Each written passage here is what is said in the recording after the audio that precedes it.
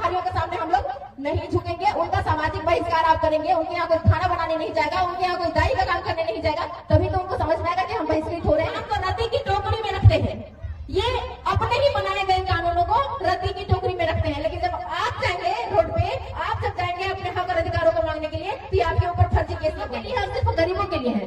जब ये नियम और कानून उनके ऊपर हम लोग बताते हैं कि धारा इतना के तहत, संविधान ये के तहत हमारा ये राइट बनता है कि जमीन हमारी है, तो आप सहमति लिए बिना हमारी जमीनों को नहीं ले सकते हैं, तब उनके कानून कहाँ चले जाते हैं। आदरणीय युवा हृदय सम्राट जयराम महतो जी। और मेरा नाम प्रियंका कुमारी हुआ और कटकमदाग में मैं 5 साल मुखिया रह चुकी हूँ और 5 साल जिला परिषद भी रह चुकी हूँ। मेरे पास ये 10 साल का अनुभव जो है ये आप लोगों को बताने के लिए काफी है। कृपया हल्ला नहीं करेंगे, शांति बनाए रखिए, क्योंकि आपके बीच जो कोई भी अपनी बातों को रखने के लिए आ रहे हैं बहुत कीमती समय लेकर के आए हैं। आज हम यहाँ बात करने आए हैं कंपनी से रिलेटेड मुद्दों को लेकर के। देखिए, समस्या हर किसी को पता है। क्या आप लोगों को पता है ना? पता है आप लोगों को कि आप लोग उजड़ने वाले, आप लोग का घर उजड़ने वाला है? पता है ना? समाधान क्या है? समाधान क्या है? ठीक है, हम सड़कों पे उतरेंगे, हम जाकर के आंदोलन करेंगे, हम सब कुछ करेंगे। समाधान क्या है? समाधान हमारे पास, जनता के पास एक ही समाधान है और वो है 2024। 2024 जिन लोगों ने आपके साथ 5 साल छल किया है उनको हम लोग दोबारा भरोसा करने पे नहीं देंगे। और हम लोग बहुत मुश्किल से रघुवर सरकार को हटा करके हेमंत राणा को लाए थे ना।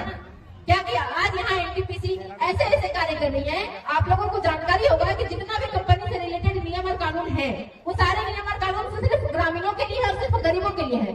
जब ये नियम और कानून उनके ऊपर हम लोग बताते हैं कि धारा इतना के तहत, संविधान ये के तहत हमारा ये राइट बनता है कि जमीन हमारी है, तो आप सहमति लिए बिना हमारी जमीनों को नहीं ले सकते हैं, तब उनके कानून कहाँ चले जाते हैं?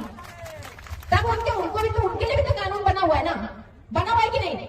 तो दीदी लोग, चाची लोग, माता बहन लोग और हमारे युवा साथीगण, आप लोगों से मैं आग्रह करती हूँ कि अपने अधिकारों से संबंधित चीजों को समझिए। अगर हम नहीं समझेंगे, ये कंपनी वाले जो एनटीपीसी हो, आम्रपाली हो, त्रिवेणी सैनिक हो, कोई भी कंपनी हो, इनके लिए कोई भी चीज मायने नहीं रखती है। ये संविधान को रद्दी की टोकरी में रखते हैं, ये अपने ही बनाए गए कानूनों को रद्दी की टोकरी में रखते हैं। लेकिन जब आप जाएंगे रोड पे, आप जब जाएंगे अपने हक और अधिकारों को मांगने के लिए, तो आपके ऊपर फर्जी केस लगवाएंगे। और मेरे ऊपर भी दर्जनों केस है, 1 दर्जन से कम केस नहीं है मेरे ऊपर। और मेरा गुनाह इतना ही है कि मैंने अपने ग्रामीणों के लिए वहां पे ट्रेन रोका। हमारे यहाँ, आपके यहाँ से कोयला निकलता है, हमारे यहाँ डंप होता है, पता है आप लोग को? हमारे यहाँ डंपिंग यार्ड है, वहां से ट्रेनों में लोड होकर के वहां से बाहर जाता है। तो आप लोग इतना समझिए कि इन कंपनियों का मनोबल इतना बढ़ा हुआ कैसे है। ये सारे के सारे बाहरी है, कोई स्थानीय है क्या? कोई स्थानीय है क्या? चाहे एनटीपीसी में एक झाड़ू लगाने वाला भी होता है ना, तो उसको भी अगर नौकरी मिला है तो उन्होंने किसी अपने को खोया है, तब जाकर उसको वहां झाड़ू लगाने का नौकरी मिला है। लेकिन आपको मैं बता दूं कि एनटीपीसी हो, त्रिवेणी सैनिक हो या कोई भी कंपनी हो, ये हमारे बदौलत ही फुदकते हैं। कहीं ना कहीं हम दोषीवार हैं। इसीलिए मैं आप लोगों से रिक्वेस्ट करना चाहती हूँ कि जब तक आप यूनाइट नहीं होंगे, जब तक आप एकजुट नहीं होंगे, तब तक कोई भी कंपनी का ये हिम्मत नहीं कि आपसे जमीनों को ले ले। फर्जी जो एफआईआर हो रहे हैं, अभी मैं चट्टी बरियातों की बात करूं जो कल परसों हुआ है, वहां पे एक ग्रामीण, हम लोगों ने बहुतों को खोया है। जब रोड एक्सीडेंटल हुआ था, चूंकि कटकमदाग हमारा बॉर्डर पे पड़ता है, तो बहुत लोग हम लोगों ने खोया है, बहुतों को हम लोगों ने खोया, आप लोगों ने खोया, जो एक्सीडेंट में मारे जाते हैं। हम लोग रात भर पेड़ बड़ी लेकर रोड जाम किए, लेकिन कभी एक प्रशासनिक पदाधिकारी, तो दूर की बात है कंपनी वाला लोग भी देखने आता है क्या? नहीं आता है। लेकिन वहाँ 5 दिन कोयला जाना बंद हो गया, 5 दिन खनन बंद हो गया और 6000 ग्रामीण वहाँ बंद करके बैठे रहे। उसके लिए डीसी मैडम 16 सीओ को, 16 प्रखंड के सभी सीओ को और जितना ग्रामीण है उससे ज्यादा फोर्स को लेकर के चट्टी बरियातों को पहुंची और वहाँ पे 150 लोगों के ऊपर एफआईआर हुआ और 200 लोग अभी तक अज्ञात हैं। मतलब अगर आप बोलेंगे भी एनटीपीसी के खिलाफ तो आपका नाम अज्ञात में डाल दिया जाएगा और आपके ऊपर एफआईआर हो जाएगा। तो आप बताएं कि क्या हम लोग का यही गुनाह है कि हम लोग अपनी जमीन बचाने के लिए गुहार कर रहे हैं? ऐसे ही मैं प्रशासन को चेतावनी देना चाहती हूँ कि आप लोग समझ रहे हैं कि आप लोग हिंसात्मक कार्रवाई करने के लिए हम ग्रामीणों को मजबूर कर रहे हैं। जिस तरीके से आपके पास पुलिस प्रशासन है, हमारे पास संविधान का अधिकार है। हम भी संवैधानिक अधिकारों के तहत ये मांग करते हैं कि हमारी जमीनों को जब तक किसी एक गांव के 70% ग्रामीणों की सहमति नहीं हो जाती है, तब तक उस गांव को आप छू नहीं सकते हैं। लेकिन उनके पास तो नियम कानून मानते नहीं है वो। रखिएगा कि जब भी आपके गांव में आए तो उसको झाड़ू, डंडा, लोहा, लकड़ जैसे हो खदेड़ के भगाइए। सिर्फ खदेड़ के भगाना ही उपाय है। और ये एनटीपीसी और त्रिवेणी सैनिक के जितने लोग आसपास में बसे हुए हैं उनका सामाजिक बहिष्कार करना आपके हाथ में है। उनके यहाँ हम झारखंडी हैं, हम मूलवासी हैं, हम यहाँ के राजा होने वाले हैं, लेकिन आप बताइए वो लोग बसे हुए हैं बाहर से आकर के हमारे ही जमीनों को लूट रहे और हमारी माता बहनें उनके यहाँ गाय का काम करने जाती है कि नहीं जाती है? जाते हैं कि नहीं जाते हैं? नहीं जाना है। हमारे झारखंड में पूरे एशिया का 90% का और कोयला निकलता है और सबसे बहुमूल्य कोयला निकलता है। तो इतना बड़ा खनन हमारे यहाँ, इतना बड़ा खनिज संपदा हमारे यहाँ है, हम कुछ भी करके कमा खा लेंगे, लेकिन उन बाहरियों के सामने हम लोग नहीं झुकेंगे। उनका सामाजिक बहिष्कार आप करेंगे। उनके यहाँ कोई खाना बनाने नहीं जाएगा, उनके यहाँ कोई दाई का काम करने नहीं जाएगा, तभी तो उनको समझ में आएगा कि हम बहिष्कृत हो रहे हैं। उनको कंपनी अच्छा मानदेय दे रही है, अच्छा पैकेज दे रही है, डाक बंगला दे रही है, घूमने के लिए गाड़ी दे रही है, आपसे आपकी जमीन को छीनने के लिए पुलिस दे रही है। उसको किस चीज की कमी आएगी? किस चीज की कमी आएगी?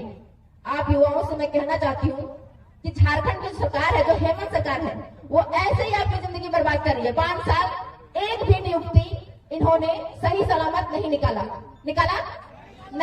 सिर्फ पढ़ाई के नाम पे मोटे मोटे फीस हमारे युवाओं से, युवा भाइयों से वसूली जा रही है और वैकेंसी के नाम पे एक वैकेंसी से सही सलामत नहीं निकल रहा है। और जो अभी हमारे भाई ने कहा ना कि दोनों तरफ के रहना चाहते हैं, हेमंत सोरेन जी आपसे मैं कहना चाहती हूँ इस मंच के माध्यम से कि आप स्थानीयता नीति को लेकर के 1932 के खतियान को लेकर के और ओबीसी के आरक्षण को लेकर के अपना जाने कितना स्वागत कार्यक्रम कर लिया, आभार यात्रा कर लिए, जोहार यात्रा कर लिए और लोगों ने आपको धन्यवाद भी दे दिया, लेकिन ये किसी काम का नहीं रहा। जितनी भी वैकेंसियां निकली किसी में आरक्षण हमें नहीं दिखा, हमारे स्थानीय लोगों को किसी में भी नौकरी में वरीयता नहीं मिला। तो फिर हम उस 27% आरक्षण को और उस 1932 को क्या करेंगे? ये चाहते तो 1932 को आराम से लागू कर सकते थे, लेकिन उन्होंने सेंट्रल के पाले में अपना गेंद इसलिए डाला कि हम इधर से भी मीठे रहे और उधर से भी मीठे रहे ना। राज्यपाल जाते जाते बोल के गए हमारे यहाँ कि अगर हम 1932 को लागू करेंगे तो बाहर से आए हुए लोगों का क्या होगा, बिहार से आए हुए लोगों का क्या हुआ? तो सबका ठेका हम झारखंडी लोग लेके रखे हैं। हमारी जमीन, हमारा खनिज, हमारा सब कुछ, और हम बाहर के लोगों के नौकर बन करके रहे।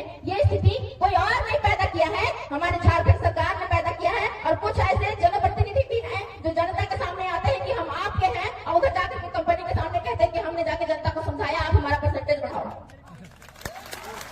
इस चीज को आप लोग समझिए, पहला बात। दूसरा बात, आप हमेशा याद रखेंगे, हमेशा, कि हम राजतंत्र की ओर नहीं बढ़ने चाहिए। हम जितने भी युवा हैं, आप लोग हमारे कल के आने वाले भविष्य हैं। अब हमारी उम्र इतनी रही नहीं कि हम सबकी नौकरी लगेगी, लेकिन हम आने वाले बच्चों के लिए तो लड़ सकते हैं। और नहीं तो अगर हमारी ये जमीनें छीन रहे हैं तो हमारे आने वाले बच्चे इनकी गुलामी करेंगे।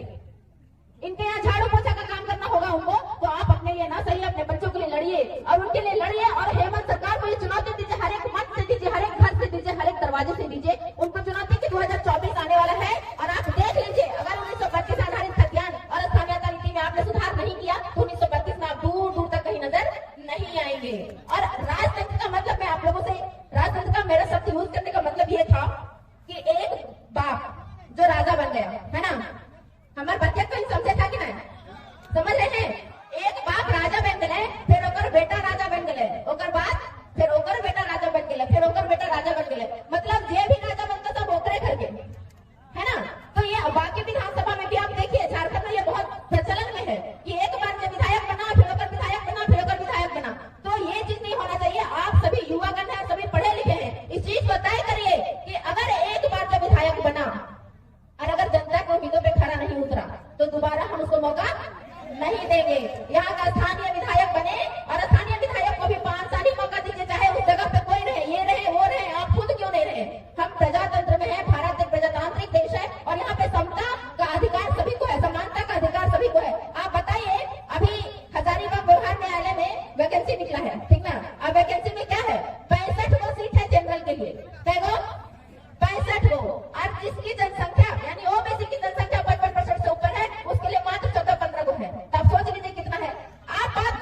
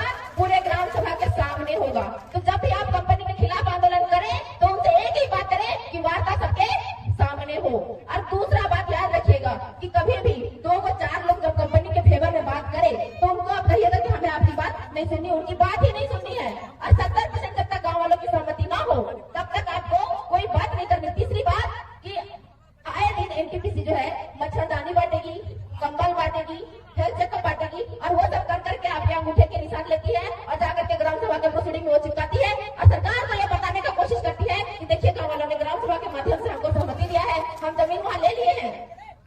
इन सब चीजों को ध्यान में रख करके आप लोग आंदोलन करिएगा। माता बहनों, आप लोगों से मैं कहना चाहती हूँ कि हमारे झारखंड को लेने में सिद्धू कान्हू, बिरसा भगत, बिरसा मुंडा सभी जेल गए थे ना, और गए थे वो लोग फांसी पे चढ़ गए हंसते हंसते, तभी हमको झारखंड मिला है। अगर हमारे ऊपर 2-4 केस हो जाता है गांव को बचाने के लिए, हमें कोई फिक्र नहीं करनी चाहिए। हमें जेल जाना पड़े कोई बात नहीं, हमारी जमीनें बचेंगी, हमारे आने वाली पीढ़ी कमा के खाएंगी। लेकिन इन एनटीपीसी वालों को बकसिएगा नहीं। ये एफआईआर की धमकी देते हैं, हम जमीन आप नहीं दोगे, जमीन एक बार कहते हैं ये लोग हमेशा, जमीन नहीं दोगे ट्रेजरी में पैसा डाल देंगे, आपकी जमीनों पे हम काम करेंगे। ये तभी होता है जब उसके साथ 2-4 दलाल मिले होते हैं। अब टोटल गांव वाले लोग अगर एकजुट रहेंगे कभी उनकी हिम्मत नहीं होगी ये कहने को, क्योंकि जब हम नहीं देंगे, हमारा बगल वाला नहीं देगा, हमारा बगल वाला नहीं देगा, उसका हिम्मत है ट्रेजरी में पैसा डाल के जमीन पे काम कर लेगा। इस चीज को आप